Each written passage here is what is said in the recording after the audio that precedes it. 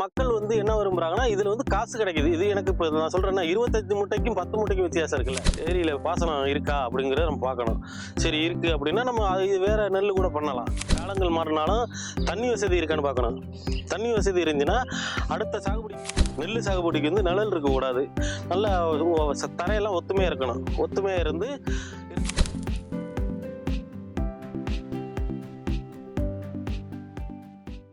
வாழ்த்துக்கள் சார். வணக்கம். உங்களை பத்தி நம்ம நேயர்கள் கூட ஷேர் பண்ணிக்கோங்க.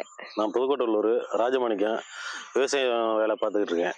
எத்தனை வருஷமா விவசாயத்துல இருக்கீங்க? இது ஒரு நான் 5 வருஷமா தான் பண்றேன். முன்னாடி அப்பா பார்த்துக்கிட்டு இருந்தாங்க. நான் வெளிநாட்டில் ஒர்க் பண்ணியிருந்தேன். அப்பா தவறுனதுக்கு பிற்பாடு நான் இந்த விவசாயத்தை நான் பார்த்துக்கிட்டு இருக்கேன். Okay sir. இப்போ வந்து பல வருஷமா விவசாயத்துல இருக்கீங்க. என்னென்ன சாகுபடிகள் பண்ணிட்டு இருக்கீங்க? நெல் சாகுபடி, நெல், கடலை, உளுந்து, எள்ளு இதுதான் எங்க பக்கத்துக்கான சாகுபடி. அதில் வந்து அதிகம் இது பண்ணுறது நெல் தான் அதிகம் இது பண்ணுறோம். சார் இப்போ நீங்க நெல் சாகுபடியை தான் பெரும்பாலும் எடுத்து பண்ணிட்டு இருக்கேன் அப்படின்னு சொன்னீங்க. அப்படி பாக்குறப்போ என்னென்ன ரகங்கள் சாகுபடி பண்றீங்க சார்? கல்சரு, சிஆர் 37, 53 இது மாதிரி நெல் ரகங்கள் இருக்கு. இது மாதிரி தான் நம்ம இந்த ஊர்ல வந்து இதுதான் அதிகம் பண்ணுவோம். நிறைய இயற்கை முறையில இருந்து இந்த கருப்பு கொனி இது நிறைய இருக்கு அதுல. ஆனா அதுல வந்து யாரும் விரும்ப மாட்டாங்க. அதனால இங்க வந்து கல்சரு, சிஆர் 37, 53 இந்த நெல் தான் இங்க வந்து அதிகம் பயிரிடுறாங்க. அதுல கொஞ்சம் மகசூல் கிடைக்குதுங்கிறதுனால வந்து அந்த ரகத்தை எடுத்து அவங்க பண்றாங்க. இந்த இதோட ஓகே சார். இப்ப நெல் சாகுபடி அப்படின்னு எடுத்துக்கிறப்போ அதுக்கும் ஏற்ற பருவ காலம் அப்படிங்கிறது இருக்கா சார்? அதுக்கு ஒவ்வொரு நெல்லுக்கான பருவநிலை இருக்கு. இப்போ கல்ச்சர்னா இந்த சீசன்லாம் பண்ணணும். 53 அப்படிங்கிறப்ப அது ஒரு சீசன் இருக்கு. அது மாதிரி வந்து அதுக்கு காலங்கள் இருக்கு. இது வந்து 110 நாள் அப்படின்னா நெல் ரகங்கள் வந்து 170 நாள் இருக்கு, 160 நாள் இருக்கு. இது மாதிரி எல்லாம் இருக்கு. ஒவ்வொரு நெல்லுக்கு நாள் டிஃபரெண்ட் படும். அதுக்கு நமக்கு தண்ணியோட சப்போர்ட் எவ்வளவு இருக்கோ அதை வச்சுதான் நம்ம வந்து நெல் ரகத்தையும் இது பண்ண முடியும். ஏன்னா வந்து 110 நாள்ல நமக்கு கிடைச்சிடும் அப்படிங்கிறப்ப தண்ணி அவ்வளவுக்கு இருக்கா, ஏரியில பாசனம் இருக்கா அப்படிங்கிறத நம்ம பார்க்கணும். சரி இருக்கு அப்படின்னா நம்ம இது வேற நெல் கூட பண்ணலாம். 170 நாள் 180 நாள் நெல்லெல்லாம் இருக்கு. அதெல்லாம் பண்ணலாம். அது மாதிரி பண்றப்ப அதுல வந்து மகசூல் இது கல்ச்சர்ல வந்து எங்களுக்கு வந்து கொஞ்சம் மகசூல் நல்லா இருக்கிறதுனால கல்ச்சர் நாங்க பண்றோம். Okay sir. இப்ப நீங்க சொன்னீங்கல்ல பருவ காலத்துக்கு ஏத்த மாதிரி நம்ம சாகுபடிகள் இருக்கு அப்படின்னு. அதே போல நிலம் தயாரிக்கிறது எப்படி சார்? இப்ப இந்த மண்ணில தான் நெல் வளரும் அப்படி ஏதாவது இருக்கா சார்? ஆமா உண்மைதான். நெல்லுக்குன்னு இப்போ நம்ம வந்து தோப்புக்குள்ளேயோ இது தென்னந்தோப்புக்குள்ளேயோ இதுக்குள்ளேயோ வந்து நெல் சாகுபடி பண்ண முடியாது. தென்னந்தோப்புக்குள்ள பண்ணலாம்னா கடலை, உளுந்து, எள்ளு இதுதான் பண்ணலாம். நெல் சாகுபடி பண்ணுவேன்.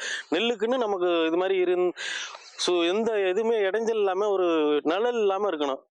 நெல் சாகுபடிக்கு வந்து நிழல் இருக்கக்கூடாது.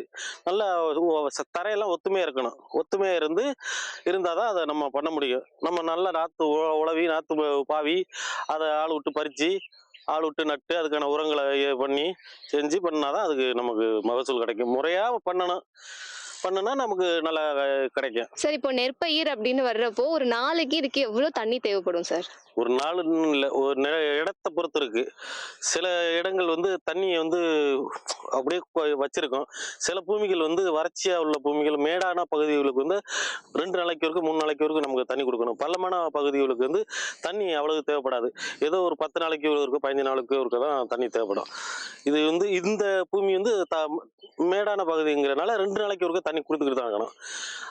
அதே மாதிரி நடவு நட்டு 15 நாள் வந்து நம்ம தண்ணி கொடுத்துட்டு அதோட ஒரு வாட்டி காய போட்டு திருப்பி நல்லா காஞ்ச தெரியோடு திருப்பி தண்ணி கொடுக்கணும். அப்போ நிலத்துக்கு ஏத்த மாதிரி தண்ணி நிலத்துக்கு இடத்துக்கு தகுந்த மாதிரி. சரி இப்போ நெல் விவசாயம் சாகுபடிகள் நிறைய விவசாயிகள் பண்ண ஆரம்பிச்சிட்டாங்க.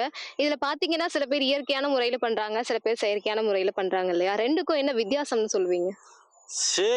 செயற்கை முறையில பண்றது வந்து மகசூல் கூட கிடைக்குது. இது இயற்கை முறையில பண்ண மகசூல் வந்து இப்போ இதுல வந்து ரெண்டுக்கும் சேர்த்து வந்து நான் வந்து ஒரு 25 மூட்டை இருக்கிறேன் அப்படின்னா அதுல வந்து மொத்தம் ரெண்டுக்கும் சேர்த்து ஒரு 10 மூட்டை இருக்கிறது இது.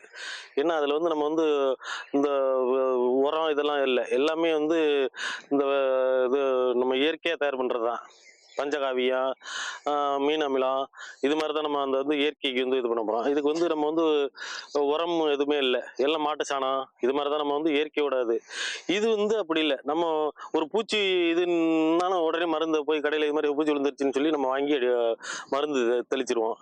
அதனால வந்து இதில் வந்து கொஞ்சம் மகசூல் கூட கிடைக்கும், அதில் மகசூல் கம்மியாக கிடைக்கும். ஆனால் அது வந்து உணவுக்கு நல்லது, இது உணவுக்கு தப்பாக தெரியும், அவ்வளோதான். இது நெல் வந்துமே சில பேர் மருந்து அடிக்கிறாங்க, இது தெரிஞ்சுமே பண்ணுறாங்க மக்கள், அவ்வளோதான்.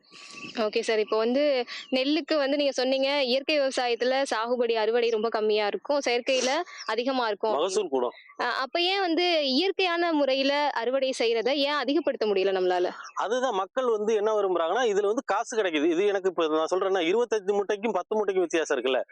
இப்ப நம்ம கருப்பு கவுனி அரிசி போடுறேன், போட்டேன்னா அதோட அரிசியோட விலை என்னமோ கூட தான். நான் 10 மூட்டையை அறுத்து நான் அதை அவிச்சு இங்க அரைக்கிறதுக்கு இங்க இப்ப இல்ல. இப்போ வந்து இப்போ இதுல பேராவூரணியில ஒரு இடத்துல இருக்கு, குருவிகுரம்பேன்னு ஒரு இடத்துல அந்த மில்லு மட்டும் தான் இருக்கு. இல்லைன்னா அதை இங்க போகணும், மன்னார்குடி போகணும், இல்லைன்னா தஞ்சாவூர் போகணும். அதை அரைச்சி எடுக்கணும்னா, அவிச்சு நம்ம அரைச்சி கருப்பு கவுனியை அரைச்சி எடுக்கணும்னா, அதனால வந்து யாரும் விரும்புவதில்லை. எங்க ஊர்ல 2-3 பேர் பண்றாங்க. பண்ணாலும் அவங்களுக்கு வந்து அந்த வீட்டுக்கு யூஸ் பண்றதுக்காக பண்றாங்க. நம்ம வந்து அப்படி இது வந்து விவசாயம் பண்றது வந்து எப்படின்னா, அறுத்தமா வித்தமா காசு வாங்கினோமா, அடுத்த போகத்தை பார்த்தோமா, அடுத்த வாட்டி விவசாயத்தை பண்ணோமா அப்படின்ட்டு கொடுத்துட்டு நம்ம மில்லில் அரிசி தூக்கி அந்த வீட்டில் போட்டோமா சமைச்சோமான்னு போகுது. அது வந்து தப்பான முறைன்னு எல்லாருக்குமே தெரியுது. நம்ம சாப்பிட்றது எல்லா பொருளுமே தப்புங்கிறது தெரியுது. இயற்கையாக இப்போ வந்து தோலை நீக்கிட்டு அரிசியில் உள்ள இப்போ இதை நீக்கிட்டு சாப்பிட்றதுக்கும் நம்ம வீட்டில் அவிச்சு அதை அவிச்சு மில்லில் கொடுத்து அரைச்சி அந்த காலகட்டத்தில் அப்படிதான் சாப்பிட்டாங்க. அவங்களுக்கு சர்க்கரை வந்துச்சா இல்லை பிபி வந்துச்சா என்ன வந்துச்சு? இப்போ பார்த்தா 5 வயசுல இருந்து சர்க்கரை இருக்குங்கிறான், பிபி இருக்குங்கிறான், கொலஸ்ட்ரால் இருக்குங்கிறான். எல்லாமே இந்த இந்த காலங்களோட மாற்றத்தினால வந்த வினைதான். நோய்களுக்கும் சரி, இந்த நெல்லுகளுக்கும் சரி. நெல்லுகளும் என்னென்ன பூச்சி வருதுன்னே இப்போ கண்டுபிடிக்க முடியல. இப்போ வர்ற உரங்களும் சரியில்லை, இது மருந்துகளும் சரியில்லை. எதை பண்ணணும் அப்படின்ட்டு விவசாயத்துல ஒன்றும் அப்படி ஒன்றும் லாபம்லாம் மாற்ற முடியாது. 6 மாசம் 3 மாசம்னு கஷ்டப்பட்டோம்னா ஏதோ மாவுக்கு 5000 அவ்வளவுதான் கிடைக்கும். விட்டுறக்கூடாது அப்படிங்கிற விவசாயத்தை விட்டுறக்கூடாதுன்னு பார்த்துக்கிட்டு இருக்காங்க, அவ்வளவுதான். சரி, இப்போ நெற்பயிர் அப்படின்னு வர்றப்போ பூச்சிக்கொல்லி மருந்து நம்ம தெளிக்கிறது ரொம்ப அவசியமானதா இருக்கும். இப்போ ஒரு பயிருக்கு ஃபர்ஸ்ட் பூச்சி தாக்குதல் ஏற்பட்டிருக்கு அப்படிங்கறத எப்படி கண்டுபிடிப்பீங்க? இந்த இலை வந்து ஒண்ணு இந்த இது மாதிரி புள்ளி புள்ளியா இருக்கும், ஓட்டை விழுவும், அது மாதிரியும் இருக்கும். சிலது பார்த்தீங்கன்னா இப்படி சோர்ந்தது மாதிரி இப்படி இதா இருக்கும், ரொம்ப சோம்பலா ஒரு மாதிரி இருக்கும். அது வளர்ந்து வரும்போது தெரியும், அதோட நுனியெல்லாம் வந்து கருகுன மாதிரி இருக்கும். இது மாதிரி சுருட்டிக்கிட்டு இருக்கும், இது மாதிரி சுருட்டி இது வந்து வளர்ந்ததுனால வந்து இதுல ஒன்றும் பிரச்சனை இல்லை. அது சின்னமா இருக்கும்போதே இது மாதிரி சுருட்டிடுச்சுன்னா இதுக்கு இலை சுருட்டு புழுன்னு சொல்லுவாங்க. அதுக்கு நம்ம மருந்து அதை நம்ம எடுத்துக்கொண்ட காட்டையோ இல்லை சொல்லியோ இது மாதிரி இலை சுருட்டு புழு இருக்கு அப்படின்னோம்னா அதுக்கு நம்ம மருந்து கொடுப்பாங்க. அதை வாங்கி தெளிச்சு விட்டோம்னா கரெக்ட் ஆயிரும். இதுக்கு நான் வந்து மீன் நிறைய ட்ரிப் யூஸ் பண்ணியிருக்கேன். இதுக்கு இயற்கை முறையில் நான் வச்சிருக்கிறேன். அதனால இதுக்கு ட்ரை பண்ணி பார்ப்போம் இந்த வருஷம் அப்படின்ட்டு இதுக்கு பண்ணேன். இது எப்படி விளைச்சல் எப்படி இருக்கு அப்படின்னு கொஞ்சம் வித்தியாசம் தெரியுது. பூச்சியோட தாக்கம் வந்து குறைவா இருக்குது இதுல. பூச்சிக்கொல்லி மருந்து அப்படின்னு வரப்போ என்னென்ன பூச்சிக்கொல்லி மருந்து யூஸ் பண்ணுவீங்க? அது பூச்சிக்கொல்லியில முன்னாடி இருந்தது இது மணவட்ட பஸ் டெல்ட்டு அது இதுன்னு இருந்துச்சு. இப்போ என்ன பேர் சொல்லணும் போய் கேட்டோம்னா அமலாங்கிறான், உஷாங்கிறான், ஏதோ பேரெல்லாம் வருது. எல்லாம் பேர் எல்லாம் வித்தியாசமா இருக்குது. முன்னாடி எல்லாம் இருந்ததெல்லாம் நல்லா கேட்டுச்சு, இப்போ கொடுக்குறதெல்லாம் ஒண்ணுமே கேட்கவே மாட்டேது. இப்ப பூச்சிக்கொல்லி மருந்து வந்து வீட்டிலேயே பண்ணி மீன் அமிலம் சொன்னீங்க இல்லையா, அது போல ஏதாவது ஒரு பூச்சிக்கொல்லி மருந்து எப்படி தயாரிக்கிறதுங்கிறத ஷேர் பண்ணுங்க சார். அது எப்படின்னா இந்த இப்போ ஒரு பஞ்சகவியங்கிறது வந்து மாட்டோட கோமியத்தை எடுத்துட்டு அது கூட வந்து வேப்பலை, மொச்சி இலை, பப்பாளி இலை, இது மொத்தம் 5 வகையான இலை இருக்கு. அந்த ஆடு திங்காத இலைன்னு சொல்லுவாங்க. இயற்கை இலை இன்னொன்று இருக்குது. மொத்தம் 5 வகையான இலை இருக்குது. அதை பூரா எல்லாத்தையும் அதில் ஊற போட்டு நல்லா ஒரு 20 நாள் 25 நாள் நல்லா ஊற போட்டு அந்த தண்ணியை வடிகட்டி அடித்தோம்னா அதோட இதுக்கு பூச்சி இதாகும். அதான் இயற்கை மீனோட அது பஞ்சகாவியம்ங்கிறது.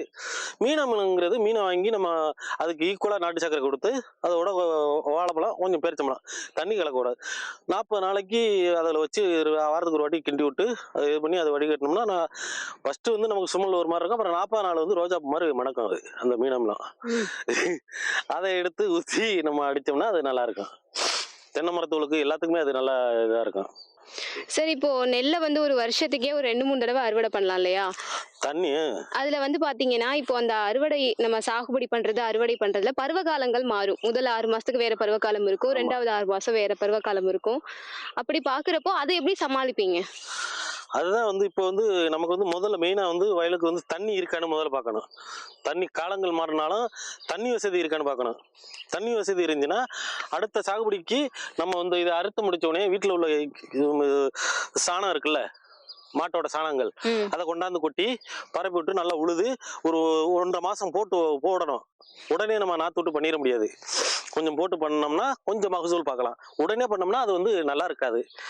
அது அடுத்த ரகம் என்ன போடலாம் அப்படின்னு எல்லாம் கலந்து இந்த மாசத்துக்கு போட்டால் என்ன நல்லா இருக்கும் அப்படின்னு இது பண்ணுவாங்க.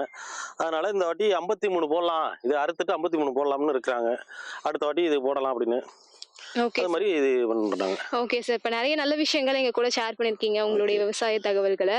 இப்போ ஃபைனலா நம்ம மதுரை எஃப்எம்க்கும் மதுரை எஃப்எம் நேயர்களுக்கும் என்ன சொல்ல விரும்புறீங்க சார்? என்னை வந்து பேட்டி எடுத்ததில் ரொம்ப மகிழ்ச்சி. மதுரை எஃப்எம்முக்கு நான் வந்து விவசாயத்தில் வந்து ரொம்ப ஈடுபாட்டெலாம் இருக்கேன். இதை விடவும் முடியலை. ஏன்னா நமக்கு வந்து வாழ்வாதாரமே இந்த விவசாயம் தான். அதனால் வந்து எனக்கு இந்த விவசாயம் தான் முக்கியம்.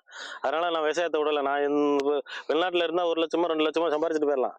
ஆனால் இருந்தாலும் என் விவசாயத்துக்கு எனக்கு விட்டு கொடுக்க முடியல. அதனால் மதுரை எஃப்எம்முக்கு ரொம்ப நன்றி என்னை வந்து பேட்டி எடுத்ததில். Thank you so much sir.